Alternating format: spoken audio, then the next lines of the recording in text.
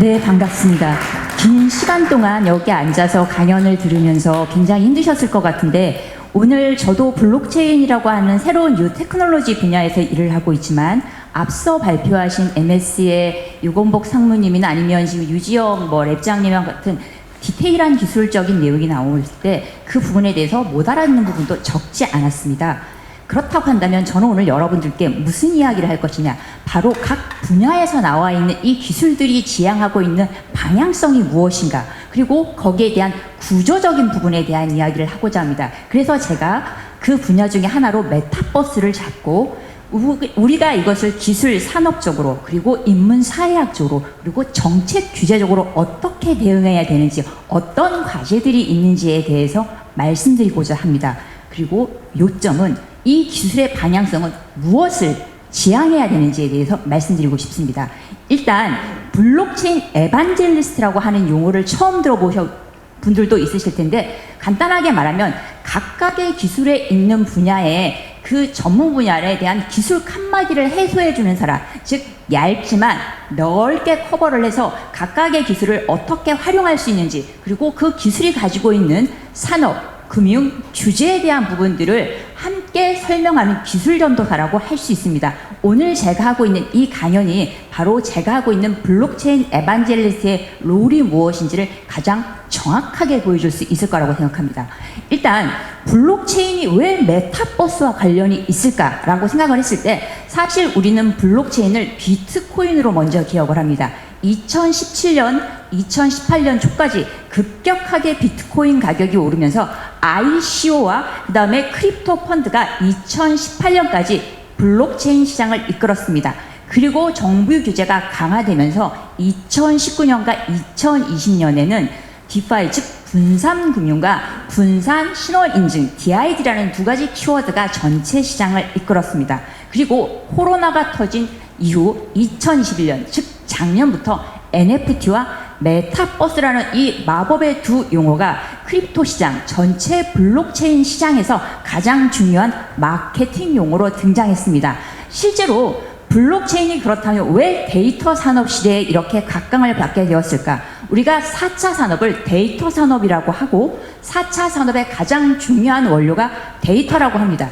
블록체인은 바로 이 데이터의 이변조, 그리고 출처, 신원에 대한 부분에 대한 정확성을 제공해 주기 때문에 데이터 산업의 가장 중요한 인프라 기술이자 요소 기술입니다. 그리고 블록체인을 기반으로 한 NFT, 즉 메타버스에서 가장 중요한 산업적 요소가 되는 컨텐츠를 실제로 판매하는 공간, 그 공간적 영역이 바로 메타버스이기 때문에 블록체인 산업과 메타버스가 가지고 있는 관계성이 있습니다.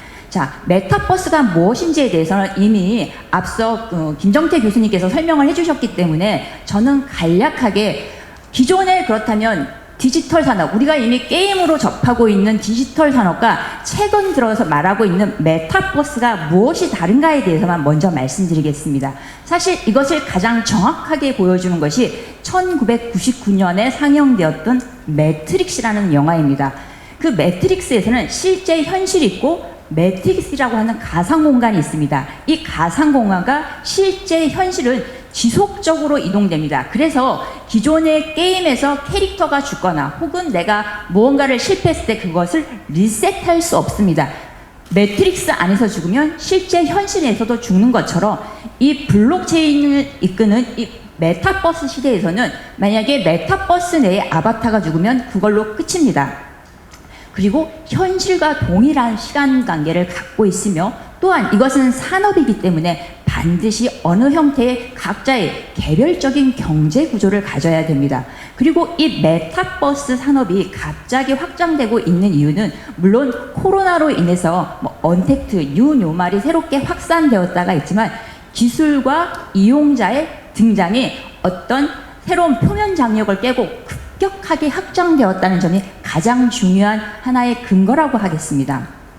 그래서 우리가 지금 보고 있는 이 다양한 디바이스들을 거쳐서 이미 많은 형태의 메타버스 이용자들이 나오고 있지만, 그렇다면 기존의 2000년대 초반부터 등장했던 싸이월드, 세컨드 라이프, 다다월드 등은 메타버스가 아니었는가? 그리고 왜 지금 다시 메타버스를 이야기하는가? 사실은 비슷합니다. 그런데 지금 이 싸이월드나 세컨드 라이프, 즉 현재의 메타버스의 조상님이라고 할 수 있는 서비스는 왜 실패했을까? 왜 현재와 같은 메타버스 시대를 만들지 못했을까라고 했을 때 아바타 작동 원리의 어려움이라든가 지속적인 새로운 컨텐츠가 뭐 공급되지 않았다, 아니면 스토리라인이 너무 빈약하다, 그리고 체험 기기가 그렇게 지금처럼 많이 나오지 않았다가 있는데, 제가 생각할 때 가장 큰 문제는 디바이스의 변화를 따라가지 못했기 때문입니다. 즉 PC에서 스마트폰으로 바뀌었을 때, 즉 웹에서 앱으로 바뀌었을 때 그 서비스에 대해서 따라가지 못했기 때문에 이 싸이월드, 세컨드 라이프와 같은 초기 디지털 서비스 플랫폼은 성공하지 못했습니다.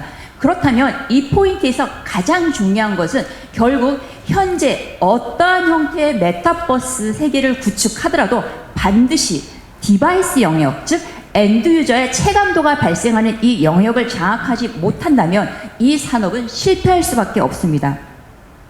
자, 우리가 뭐 동물의 숲이라든가 로블록스, 그 다음에 SKT의 점프 VR, 이 제페토 같은 것들을 알고 있습니다. 그러나 사실 이것이 정확한 의미에서 메타버스일까요? 사실 모니터 안에서 구현된 싸이월드에 불과합니다. 우리가 생각하는 협의의 메타버스라면 적어도 물리적 공간 안에 존재하듯이 제가 디지털 공간 안으로 들어갈 수 있을 때 진정한 메타버스가 될 수 있습니다. 그리고 가장 이 중에서도 유명했던 것이 2020년 트래비스 스캇의 그 애스트로노미컬이라고 하는 공연이었습니다. 이 트래비스 스캇이 45분, 3일 동안 45분의 공연을 해서 2천만 달러의 아이템과 굿즈를 팝니다. 이것은 실제 그 전년도의 공연과 분당 수익률을 대비해보면 거의 36배에 이릅니다. 굉장히 성공적인 것처럼 보이죠? 그래서 이 이후에 많은 말하자면 예술가, 아티스트들이 이 메타버스 공간에서 이것을 하려고 했는데 아무도 트래비스 스캇만큼 성공하지 못했습니다. 그 이유가 무엇일까요? 자, 일단 메타버스 공연을 했을 때 장점이 있습니다. 플랫폼 같은 경우에는 대체적으로 지금 메타버스라고 하는 것이 제페토, 로블록스, 포트나이트와 같은 게임이라든가 게임과 결합한 형태의 SNS에 불과합니다. 그러다 보니 사용자가 제한되어 있는데 어떤 특정 가수의 이벤트가 발생하면 신규 유저의 유입이 가능합니다. 그것은 굉장히 중요한 포인트죠.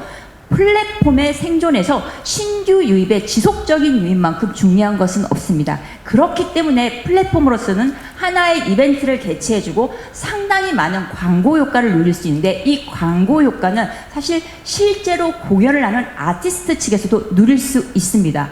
그리고 또한 하나의 영역으로 만약에 세계 투어를 다닐 때 실제 무대에 오르는 아티스트와 그 공연단 이외에 상당히 많은 스태프들이 같이 이동해야 되는데, 이것은 뭐 교통이라든가 숙박의 문제와 더불어서 여러 가지 현실적인 지상의 제약도 받을 수 있고 그런 것들이 인프라의 제약을 받을 수 있습니다. 그런데 메타버스 공연은 그와 같은 제약을 상당히 자유롭게 적게 만들어주는 점이 있습니다. 물론 이와 같은 장점은 실제 공연을 즐기는 관객도 누릴 수 있습니다. 지난번 부산에서 BTS 공연을 한다고 했을 때 그 공연장 주변에 인프라가 굉장히 안 돼 있고 숙박시설이 부족해서 굉장히 많은 문제들이 있었는데, 만약 메타버스에서 공연을 한다면 관객은 직접 현장으로 가야 되는 그 이동에 대한 불편함이라든가 그 공연을 즐기기 위해서 여러 가지 준비해야 되는 부대 비용이 들지 않고, 그리고 직접 그 공연을 참여하는 데 들 수 있는 티켓팅의 어려움이라든가 이런 것들에 대한 진입 장벽이 상대적으로 적습니다. 그렇기 때문에 메타버스를 이용했을 때 플랫폼과 공연업계 관객들이 느낄 수 있는 것은 물리적 제약을 상당히 많이 해소할 수 있다는 점이 있습니다. 그런데 한계가 또 명확합니다. 일단 플랫폼 측에서는 하나의 단기 이벤트로 신규 유저를 유입할 수 있지만 유저를 지속적으로 묶어둘 수 있을까요? 제가 게임에 전혀 관심이 없는데 BTS만 좋아한다고 해서 포트나이트에서 BTS가 공연을 하고 나서 제가 그 포트나이트의 유저로 계속 남아있을까요? 그럴 가능성이 굉장히 낮겠죠. 그렇기 때문에 그 한 번 들어왔던 신규 유저를 계속 잡아둘 수 있느냐, 그것이 가장 큰 어려움이고, 그리고 실제 공연에 티켓을 해서 거기서 들어갈 수 있는 유저 같은 경우에도 제가 만약에 기존의 오프라인 공연에는 익숙하지만 온라인의 메타버스에 익숙하지 않거나 그 플랫폼에 어떻게 가입을 해야 되는지가 익숙하지 않는다면 그 자체가 이미 진입장벽입니다. 그와 같은 부분들이 있고, 또 한 가지 중요한 것은 앞서 아까 유건복 상무님께서 자기가 이제 실제로 화상으로 하는 것보다 현장에서 나와서 하시는 게 훨씬 좋다고 말씀을 하셨는데, 이 현장감이라는 것은 굉장히 중요합니다. 특히 공연에서의 그 몰입감이나 주관적 체험도는 정말 대체할 수 없는 감동을 주는데, 현재의 메타버스는 그와 같은 대체감을 줄 수 있는 기술은 아니라는 점입니다. 그렇기 때문에 사람들은 온라인보다는 오프라인을 더 선호할 수밖에 없겠죠. 자, 이와 같은 형태가 현재 메타버스 산업이라면 앞서 제일 처음 말씀드렸던, 그렇다면 메타버스가 발전하기 위해서는 어떤 과제들을 해결해야 되는가? 가장 먼저 기술 산업적인 과제부터 말씀드리겠습니다. 보통 신기술이 나오면 이 하이프 사이클과 같은 형태로 해서 기술의 혁신이 일어나서 갑자기 그 산업에 빵 뜹니다. 굉장히 많은 사람들이 기대를 하죠. 바로 거품입니다. 그런데 실제 구현되는 기술과 기대했던 실현 가능한 기술 간의 격차가 너무 크기 때문에 바로 이것이 나락으로 갔다가 다시 이것이 점진적인 기술적인 축적을 이루면서 점점 안정되어 가는 형태가 있습니다. 블록체인 역시 거품처럼 빵 떴다가 나락으로 가고 다시 안정되어 있는 형태로 가고 있지만, 메타버스가 바로 지금 거품에서 나락으로 가기 일보 직전이죠. 그래서 구 페이스북, 현재의 메타에서도 굉장히 많은 투자를 했음에도 불구하고 적자를 면치 못하고 있는 상황이고, 대규모 구조조정을 하게 될 수밖에 없는 것들이 바로 이 기술적인 기대감과 실현감 간의 괴리가 상당히 크기 때문입니다. 그러나 게임화가 진행되면 반드시 디지털화가 될 수밖에 없는 사회에서 이것은 시기의 문제이지 반드시 이 산업은 어느 정도의 예정된 미래라고 볼 수 있습니다. 자, 조금 더 구체적으로 보겠습니다. 저는 일단 메타버스 시장, 기술 시장은 네 가지 방향성을 가지고 간다고 보는데, 컨텐츠, 플랫폼, 디바이스, 인프라입니다. 컨텐츠는 가장 쉽게 중소형 기업들이 진입할 수 있고 만드는 게 그렇게 어렵지 않습니다. 실제적으로 지금 팔고 있는 컨텐츠는 단일 아이템 위주로 보통 블록체인의 NFT 기술, 대체 불가 기술을 써서 뭐 게임 아이템을 쓴다든가, 그 엔터테이너의 어떤 뭐 굿즈를 판다든가, 스포츠 선수의 포토카드를 파는 형태의 단순 아이템 위주입니다만, 이것이 보다 발전된 툴 형태의 아이템도 나올 수 있을 것이라고 보고, 저는 이 아이템 컨텐츠로는 화폐와 경제적 자산, 여러 가지 경제적 상품들, 금융 투자 상품들도 나올 수 있을 것으로 보여집니다. 그 다음에 조금 더 규모가 커야만 진출할 수 있는 것들, 사실은 실제적으로 굉장히 규모가 큰 대기업들만 진출할 수 있는 것이 바로 플랫폼 시장입니다. 플랫폼은 기존의 유저들도 가지고 있어야 되고 이미 어느 정도 메타버스로서 구현 가능한 시각적인 비주얼라이징 효과와 함께 그 스토리라인도 가지고 있어야 됩니다. 그렇기 때문에 게임 회사라든가 아니면 SNS와 같은 기존의 유저를 많이 가지고 있는 대기업들이 가장 경쟁력을 가지고 있는 부분입니다.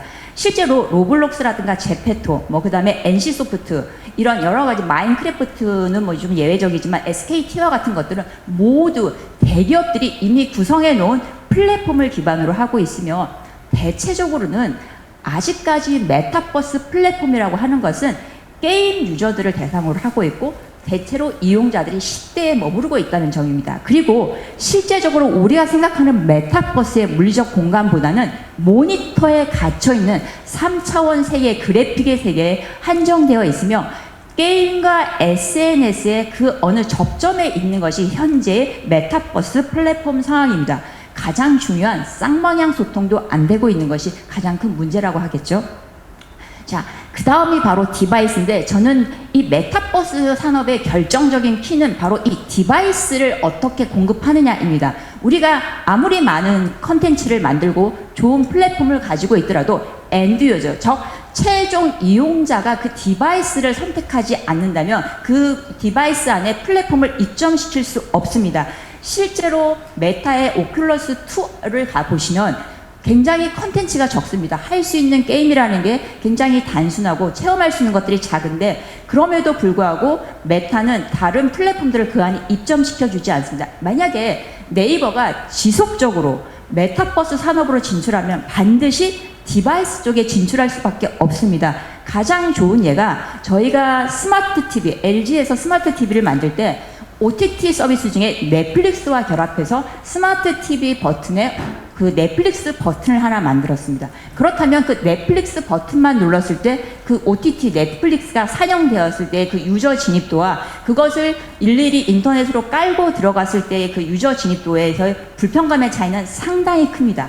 그렇기 때문에 디바이스를 장악하는 것은 이 산업의 지속적인 진입을 위해서 가장 중요한 부분이라고 생각이 됩니다.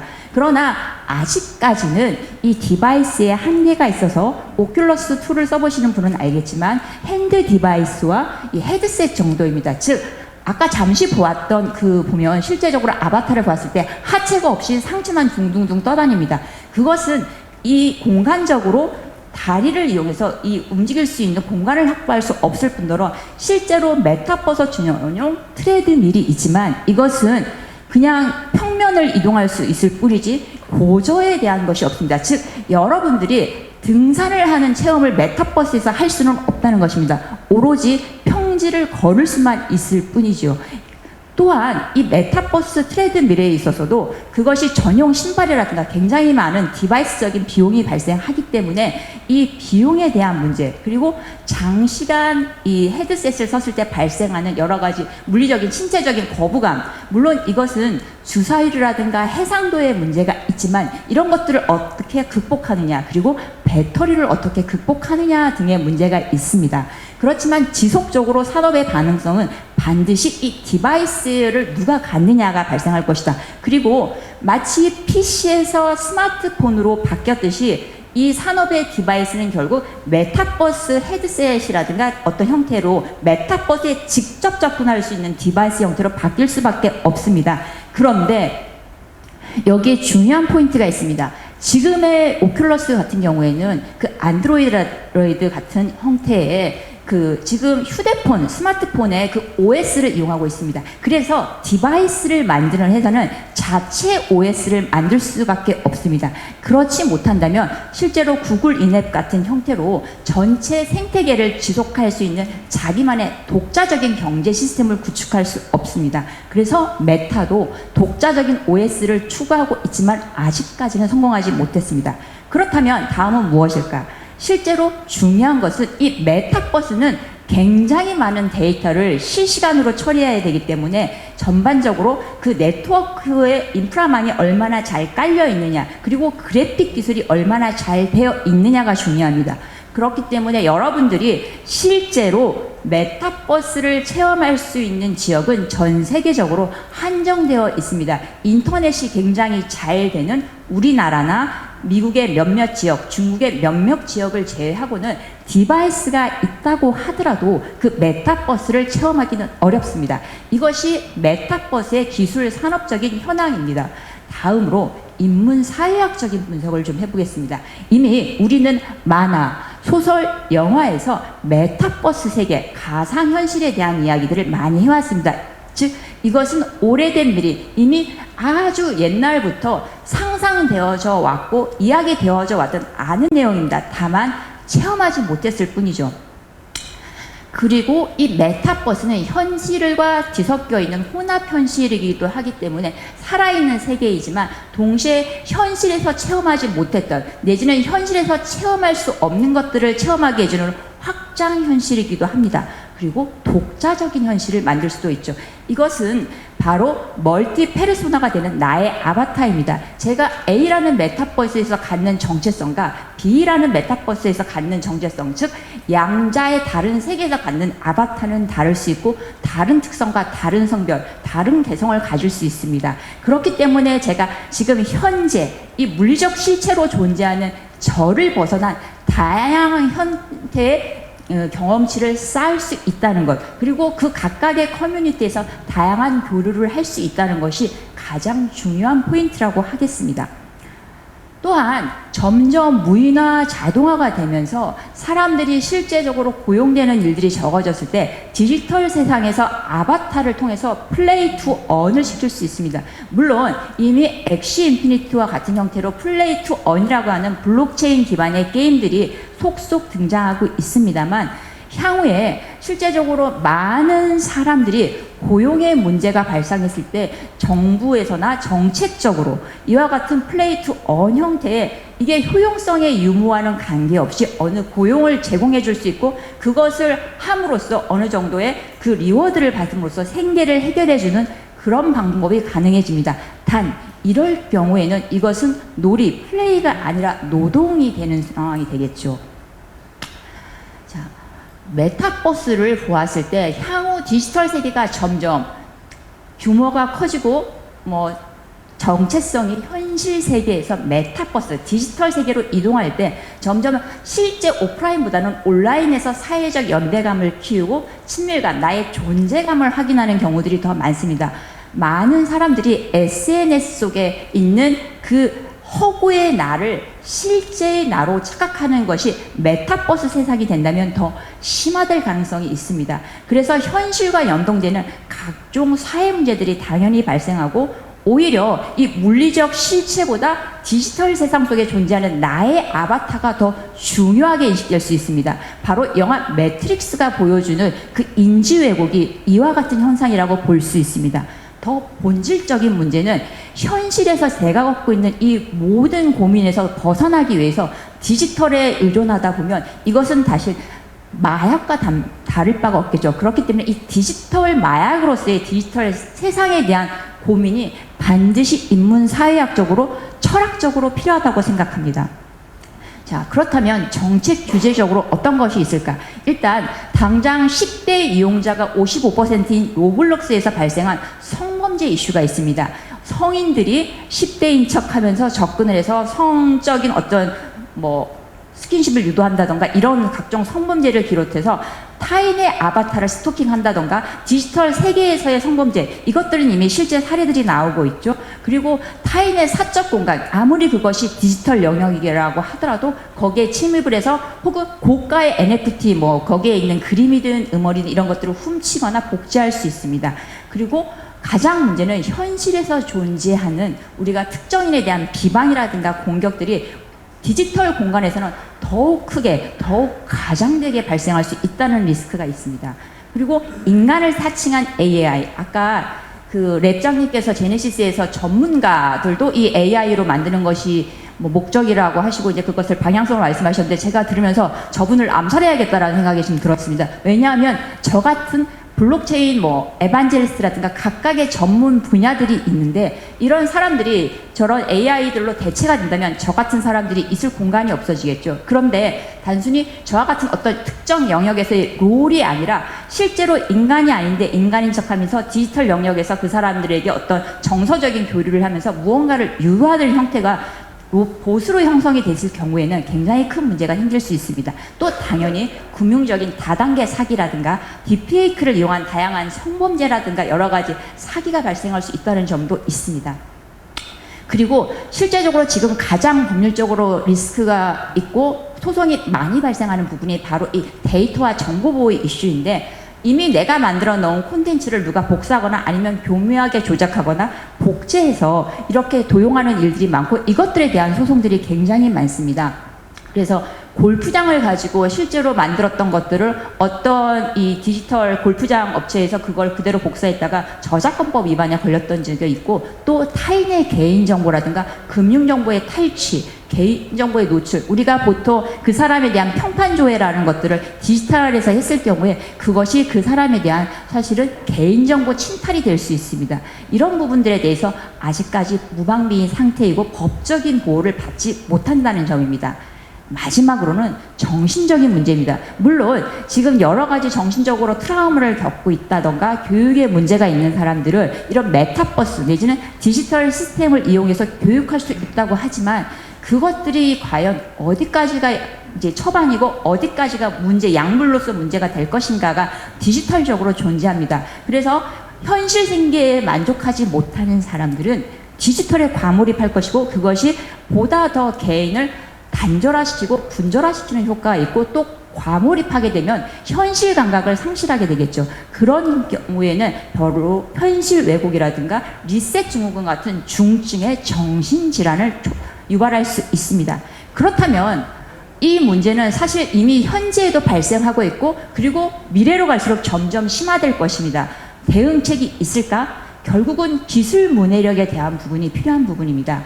이 산업, 신산업, 특히 메타버스를 기반으로 한 AI와 같은 그런 신산업은 새로운 신산업의 영역이기도 하지만 동시에 테스트베드로서의 그 모든 실험장입니다. 그래서 가장 먼저 진입하는 국가가 그 산업의 전체 어떤 헤게모니를 장악할 수도 있지만 그 산업이 불러올 수 있는 그 기술이 초래할 수 있는 리스크를 가장 먼저 체험하게 되는 테스트베드의 역할을 할 수밖에 없습니다. 그런 부분에서 어떻게 균형을 잡아야 할지 거기에 대한 끊임없는 철학적인 고민과 사회적인 데이터가 같이 결합되지 않으면 안 됩니다. 그렇다고 해서 우리가 이것을 먼저 선 규제로 진입을 한다면 과연 이것이 글로벌 산업에서 우리나라의 국가 경쟁력이 생길 수 있을까? 우리나라를 기반으로 한 기업들이 해외로 나갈 수 있을까에 대한 고민을 하게 됩니다. 디지털은 무조건 체험이 중요하고 그 체험을 기반으로 발생하는 그 리스크만을 정확하게 핀셋으로 집어야지 이것을 포크레인으로 푹 떠서 갈아 엎어서는 그 산업 전체의 기반이 무너질 수 있습니다. 자, 그렇다면 이와 같이 기술이 발전할 때 생길 수 있는 문제들 중에 또 하나의 중요한 포인트 세 가지를 말씀드릴 텐데 첫 번째는 기술이 발전한다고 해서 모든 사람들이 그 기술을 환영하는 것은 아닙니다. 어떤 사람들은 그것에 대한 필요성을 느끼지 못하기 때문에 어떤 사람은 그 기술이 가져올 위험성에 대한 두려움 때문에 기술을 거부할 수 있습니다. 그렇다면 이 기술을 거부하는 사람들도 이 미래의 사회 속에서 존재할 수 있고 그들의 영역을 존중받을 수 있는 어떤 특정한 형태의 보호 시스템이 있어야 합니다. 그리고 이미 신산업과 신기술은 어느 정도의 정보 비대칭성을 유발할 뿐만 아니라 연령이라든가 지역 그리고 소득에 따라서도 상당히 많은 접근성의 제약을 발생시킵니다. 이런 것들에 대한 어떠한 대책이 있는가에 대해서 우리는 질문해야 됩니다. 또한 이 신산업, 뉴 테크놀로지라고 되어 있지만 저 뉴 테크놀로지의 가장 큰 문제는 지나친 긍정 편향입니다. 앞서 말씀드린 것과 같이 실제 구현한 현재적 관점과 그리고 이것이 가능할 것이라고 예측되고 있는 부분에 있어서 이 간극이 무시되고 있으며 이 현재적인 관점에서 미래로 가는 과정 중에 어떤 부작용들이 있는지 우리는 제대로 들여다보고 있지 않습니다. 그리고 이것들은 국가와 기업 간의 편차를 극대화시켜서 초기에 어떤 1, 2위의 기업을 제외한 대부분의 기업들을 없애버리는 형태로 지나친 집중화를 보인다는 것도 문제입니다.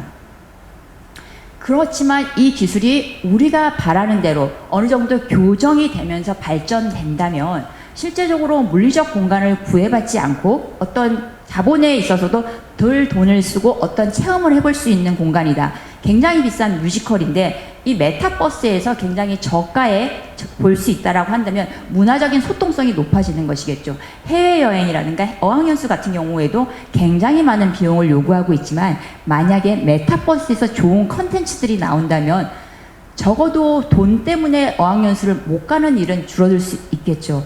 또한 가장 중요한 것이 앞서 보여주셨던 그 영상 중에서 노인분들에 대한 특히 독거노인들이라든가 1인 가구에 대한 단절감, 소외감들을 극복시켜 줄 수 있는 중요한 수단입니다. 즉, 한 사람이 가지고 있는 개인적 체험도와 접근성의 한계를 극복시켜 줄 수 있는 것이 바로 디지털 기술입니다. 그렇다면 이 관점에서 다시 한번 묻겠습니다. 이 시점에서 제가 이 주제에 대해서 말씀드린 것은 기술의 방향성은 무엇인가? 기술은 무엇을 향해 나아가야 하는가에 대한 것들입니다. 앞서 발표해 주셨던 모든 분들의 말씀들은 기술이 나아가야 될 방향성이 있었고 또 거기에 있는 핵심적인 내용을 이면에 담고 있었습니다. 저는 그것이 바로 사람이라고 생각합니다. 감사합니다.